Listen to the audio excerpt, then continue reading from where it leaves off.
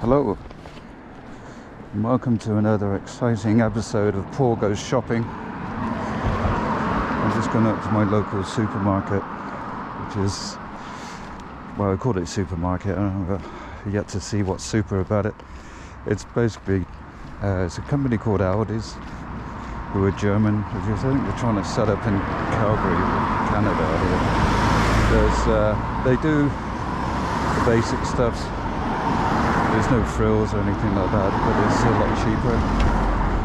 I heard in Calgary recently that people can't afford food. I don't know if that's true or not.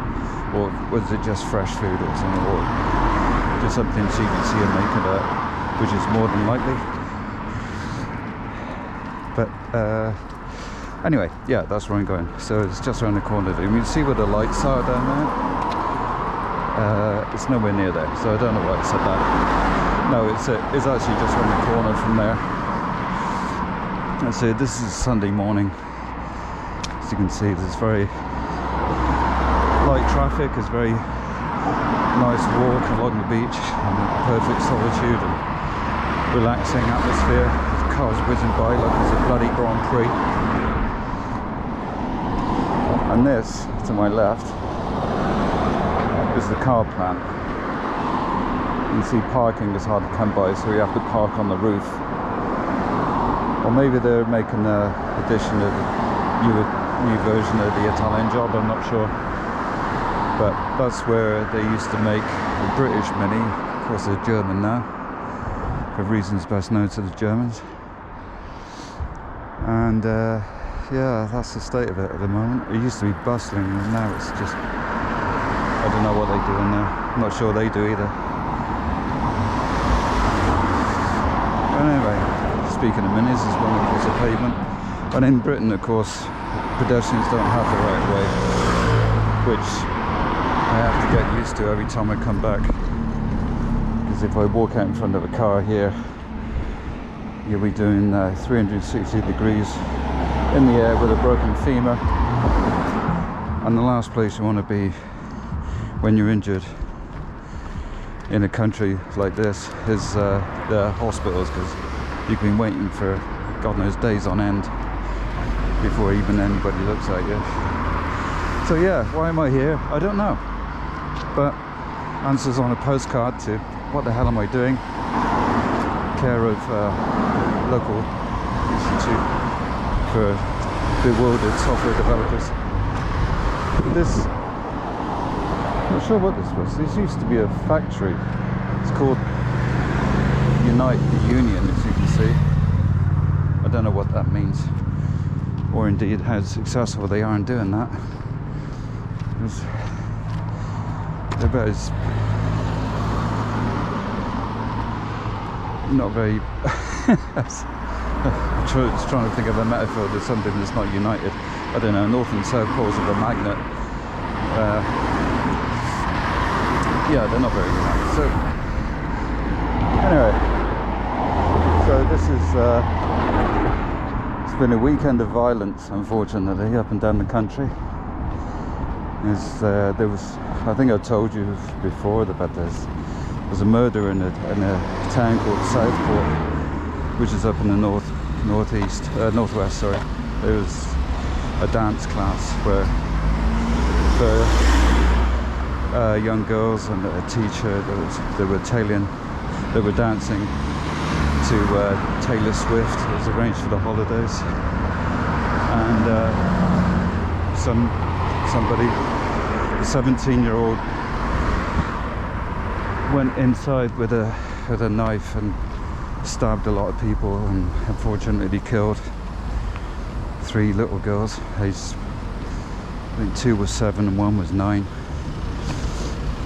And they released his name in court. I can't remember what his name was, but he said he was obviously foreign, and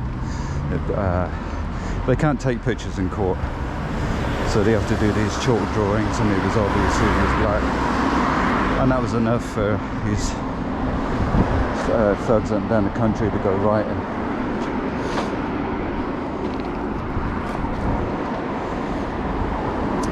And they don't seem to have seen, they don't need much of an excuse.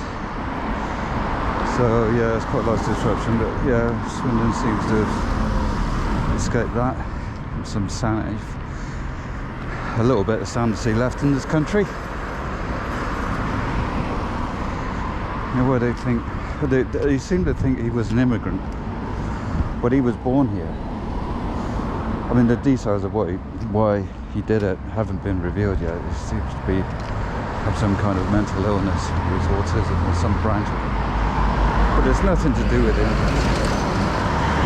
But you try telling that to these morons who go around throwing things, and somehow overturning police cars and setting them on fire is a way to curb immigration. Yeah. And they say the British don't have any brains. Well, they don't seem to be anyway. Hopefully a few of us do, still. I include myself in that, of course, being a narcissist that I am. So, this is an industrial estate. This is quite new to me.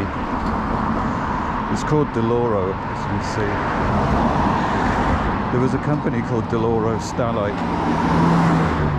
I don't really know what they did, but that's who it's named after. But they long since gone. I don't know when I came home from school, which we'll pass in a minute.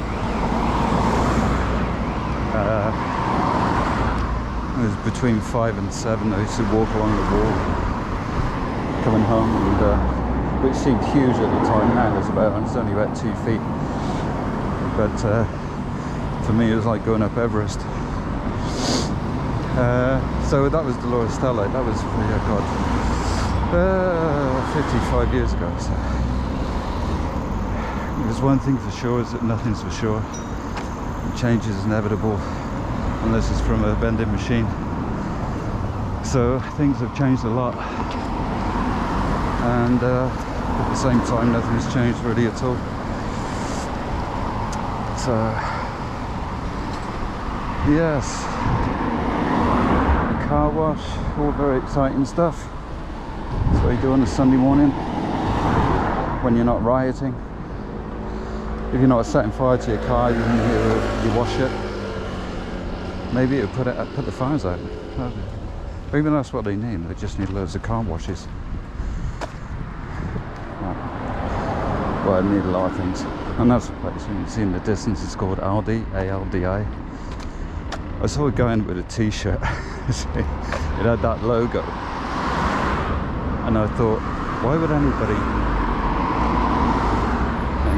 Crossroad, so I can't talk and not get run over at the same time. So yeah, I saw this guy, he had this t-shirt with that logo, and I thought, why would anybody wear a t-shirt like that? Like, what's cool about a cut price grocery store chain? And it wasn't until I got closer, he wasn't called Aldi, he had a B in front of it. It was actually Baldy. The guy was bald. Yeah, that's about as funny as it gets as far as shopping goes. There's no, that's the place there. I've got almost zero enthusiasm to go in there right now. So let's just go around the corner. There's a pub on the corner here.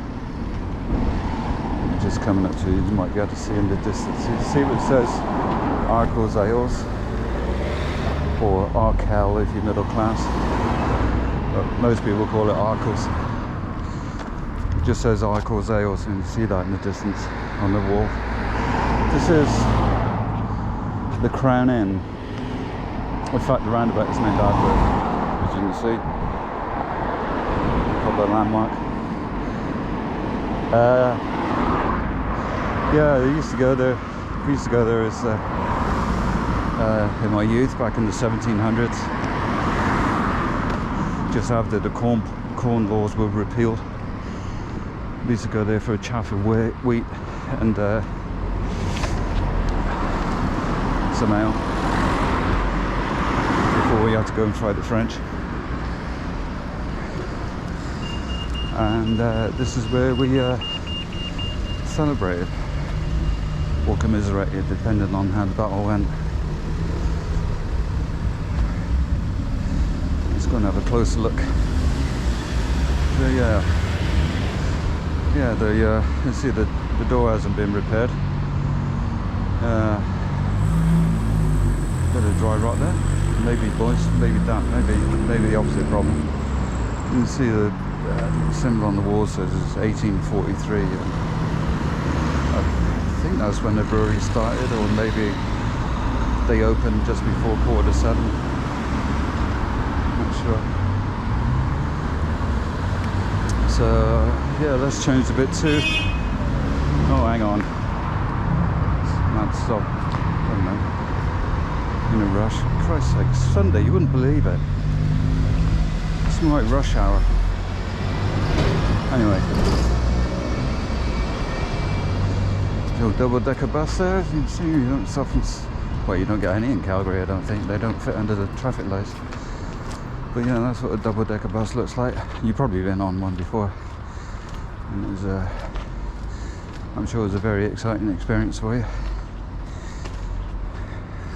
That's how they train Olympic athletes. It's how they build you up with body strength. If you can get up on the top deck while the bus is moving or go around the corner, you get rippling triceps in no time. And this is the infant school that I used to go to. Hasn't really changed an awful lot.